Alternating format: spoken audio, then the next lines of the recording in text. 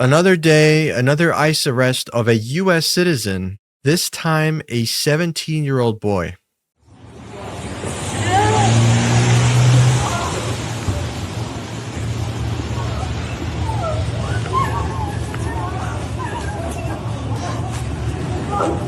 Hey, what you Hey! Fuck you! Hey! Fuck you! You guys are all on video. No, take my phone. Hey, they got my phone. There is some paperwork for that. Where's the? They do it on target. They do it on target. Minneapolis. Hey, don't. Stand up. Where are their boys? Hey, don't work here. Anybody else? Going to ask where the fuck the warrants are. You guys don't have the right to. What's your name? What's your name? Jonathan Aguilar Garcia. I'm literally a U.S. citizen. Give us your phone number. U.S. citizen. Get the fuck out of here, Why are you kidnapping our citizen? Get in there. Why are you? Why? Sir, give us your phone number. We'll call your family. Give us your phone number. At least his family. Wait, you want your family to know? I literally have my passport. Let him get out his passport. After being taken into custody, this boy is found miles away at a Walmart bleeding. This guy right here, they let him out of the vehicle. They tortured him. This guy right here, yeah. Tortured. You okay, man? No, I'm not okay. Bro, shit's crazy. My man's bleeding. They slammed me on the ground. We gotta be able to call somebody. This is ridiculous. You got family around? You got somebody here, man? I think my girl. Come on, we in here. Come on, man. You work here, don't you? No, I work at Target. You work, bro. Come on, bro. It's okay. That is so crazy. Man, slam this man up in the parking lot. Torture this guy. DHS writes the following. This individual was arrested for assaulting federal law enforcement officers under 18 U.S.C. 111, assaulting, resisting, or impeding federal officers. Let's take a look at the law in question. In general, whoever forcibly assaults, resists, opposes, impedes, intimidates, or interferes with any person designated in Section 1114 of this title while engaged in or on account of the performance of official duties. Let's take a look at what happened leading up to this event.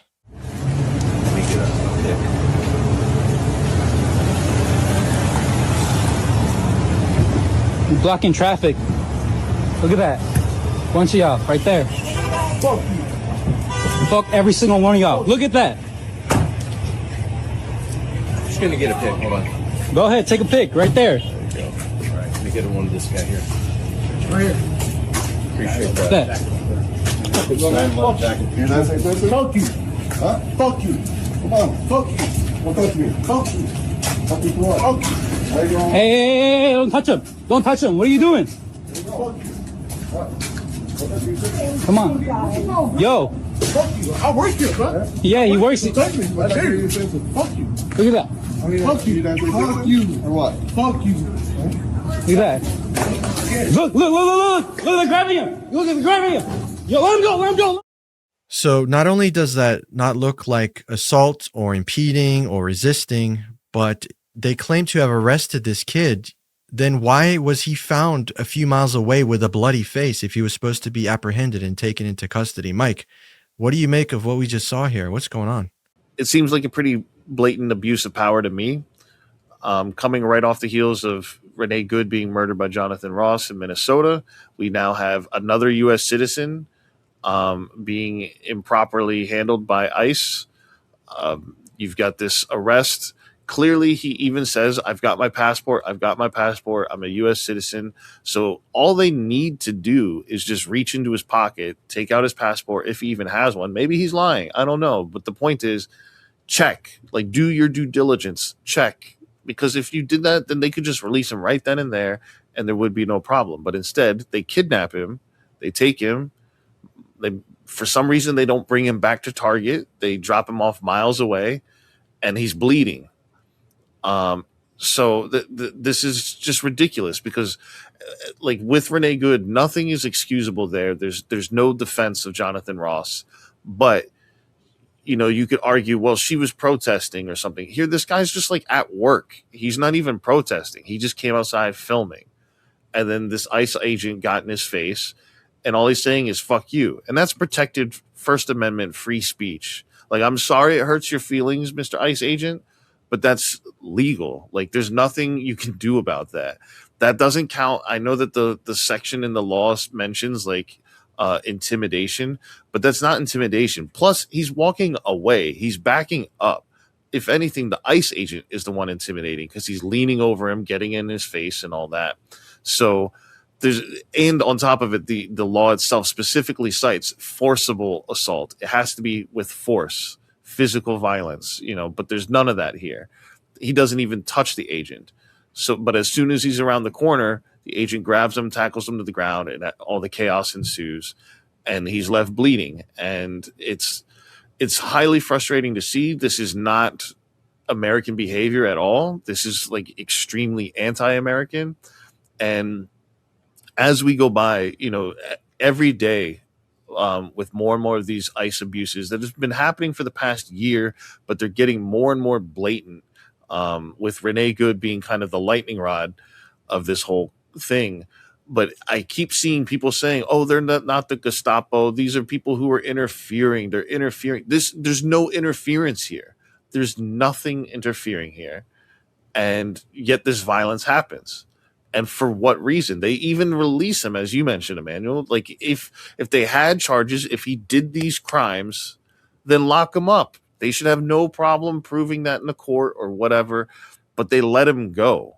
So that there's like, even if you take their side and say, okay, sure, they're executing the law, they let him go. So like, they're not executing the law. They're letting criminals out on the street. Like, there's no way that this works, no matter if you use basic logic or their warped MAGA logic. It doesn't, things don't add up. So, and another thing that's also very upsetting and indicative of this situation is when Trump was asked on Air Force One about Renee Good and the situation with Jonathan Ross and all that, when he was directly asked like what she did wrong, he says she was disrespectful to law enforcement. And then he says, some other things as well, but his point never stemmed from she was violent. It was she was disrespectful and she is a paid agitator, maybe. So, which isn't even proven. And it's just like, okay, being disrespectful to law enforcement, yeah, that sucks if you're law enforcement. I get it, but that's not illegal. They're trying to make it a crime to be disrespectful. And if we're going to be starting to arrest people for saying fuck you, that's unbelievable. So, goodbye free speech. We're already in this dystopian, Gestapo environment. And, everybody better toe the line and lick the boot or else. And I'm sorry, like, that's not America. So I don't know. I don't know, Emmanuel. It's been disturbing me all morning. That's for sure. When I saw this, because just there's no excuse for this. And, thankfully his injuries were only this, but even still, this is a kid that's being traumatized. He's clearly like bleeding from this. He hopefully has a lawsuit that he can take against them, but who knows if he can even do that, because you can't identify who is who in this situation.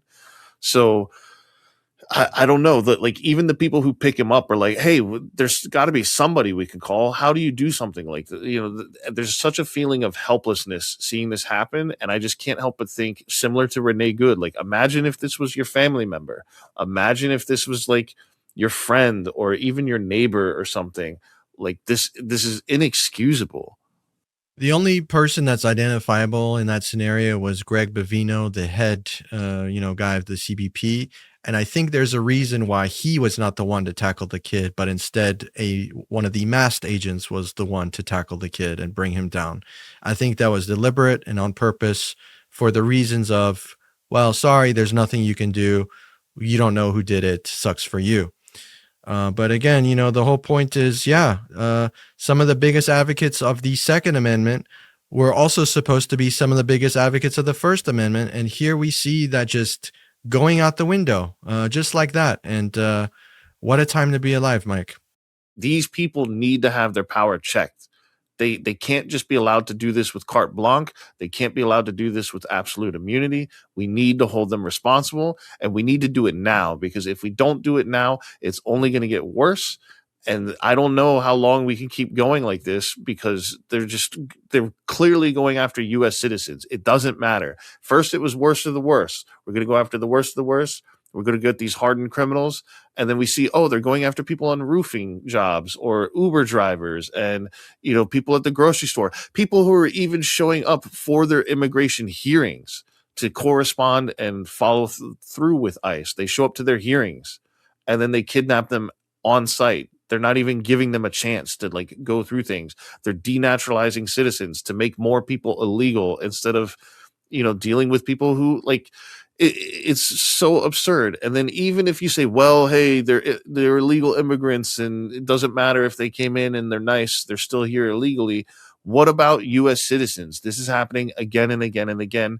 And I know that we've previously done videos where U.S. citizens have been deported, and Congress was talking about it. There was even a war hero who was sent over to Korea and was deported. So what are we doing is the question that I have to ask is what, we're in the land of the free, home of the brave. This sure as hell doesn't fucking feel like it to me, because we're now targeting our own U.S. citizens. We're giving them absolute immunity according to JD Vance, and they're going to just march with impunity door to door, harassing you, whether you're a U.S. citizen or not. Doesn't matter. Even if you say you've got your papers on you, doesn't matter. They can still arrest you. They can still beat you up and make you bleed. And doesn't even matter if you're a kid. You can be under 18. They'll do it to you too. This is just unacceptable.